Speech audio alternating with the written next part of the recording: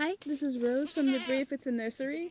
Today I am talking about orchids because it's mid-November and I'm digging up all our orchids beds and going through the bulbs that we have. So what I want to do is separate the first year bulbs, the ones that have just come up, and so that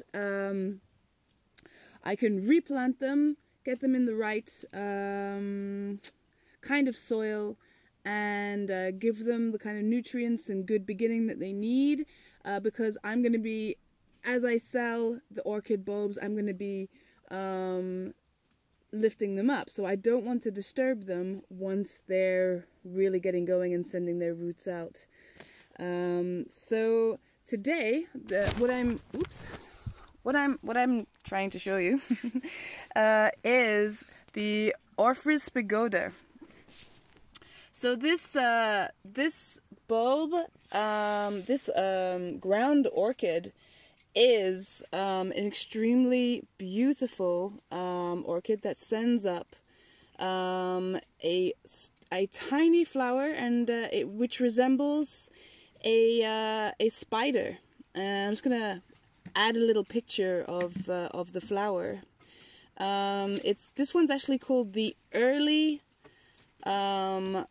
spider orchid, because it's one of the first orchids to bring up a flower in probably early February.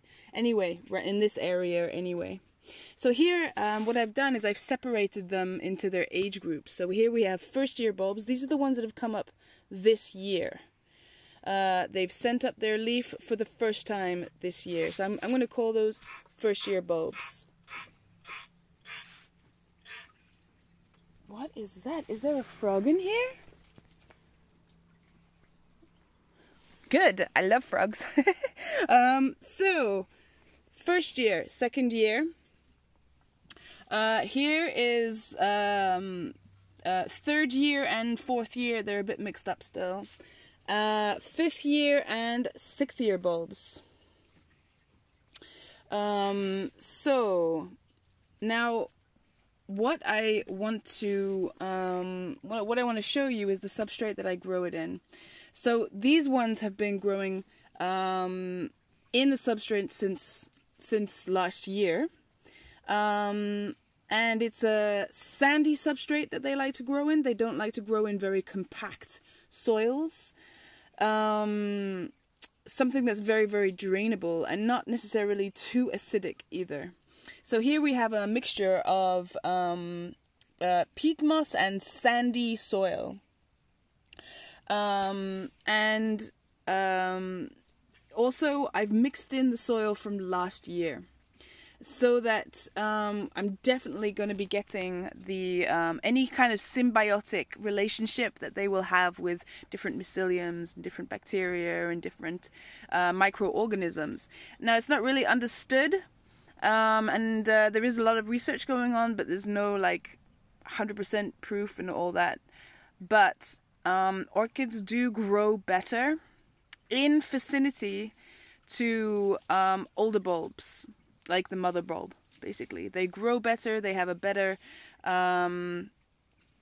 more flowers. They just are better. So to start when you plant if you sow seeds from a seed pod, it's a good idea to have as well a mother bulb, about 3 years or 4 years old, one that's already flowered.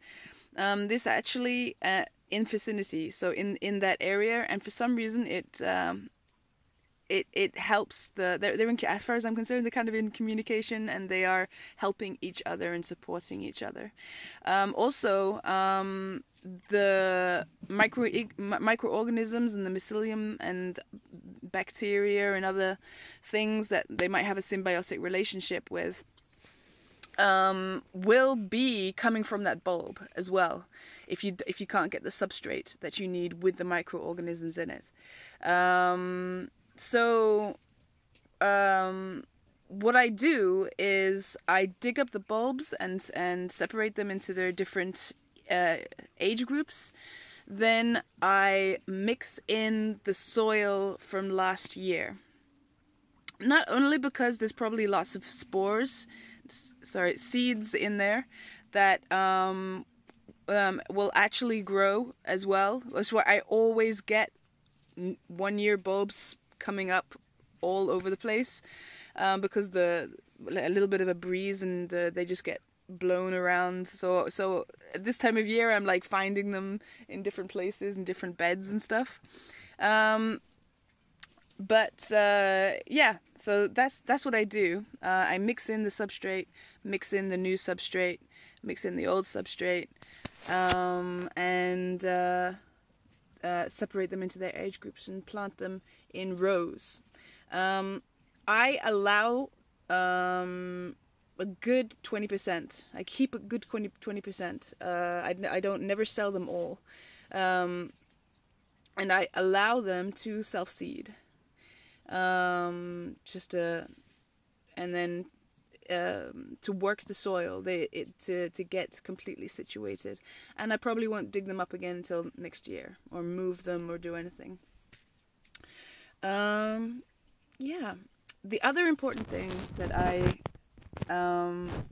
want to mention, which I think is very important, is the relationship that they seem to have with moss. So this is yoke moss. It grows sort of on rocks, sandy soil, clay, acid neutral substrates, and I find that this is amazing to put around your orchids.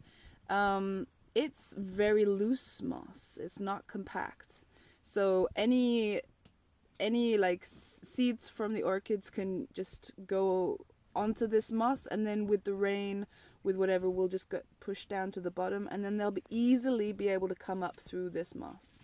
It stays extremely loose. So for some reason this really helps as well. I get a lot of babies coming up, and they are often not in the soil. They're just growing out of the moss. So that's a very important thing as well. I mean, there's no real research about this. It's just things that I've found and I find useful when growing the orchids, the ground orchids. So yeah, I've covered substrate. I've covered the bulbs, and I've covered the moss, and that's pretty much, and the microorganisms and the symbiotic relationship that they have with mycelium. There you go. If you have any questions, let me know. I'm sorry that I'm not more sort of cohesive in the way that I'm talking. So many things going on inside of my head. Yeah, I'll respond to any questions that you have. Visit our Etsy shop, where you can find a lot of our products, and actually a better explanation, something that's been written down in the section on the page for the bulbs. Okay, take care. Bye. This is Rose from the Bryophyta Nursery.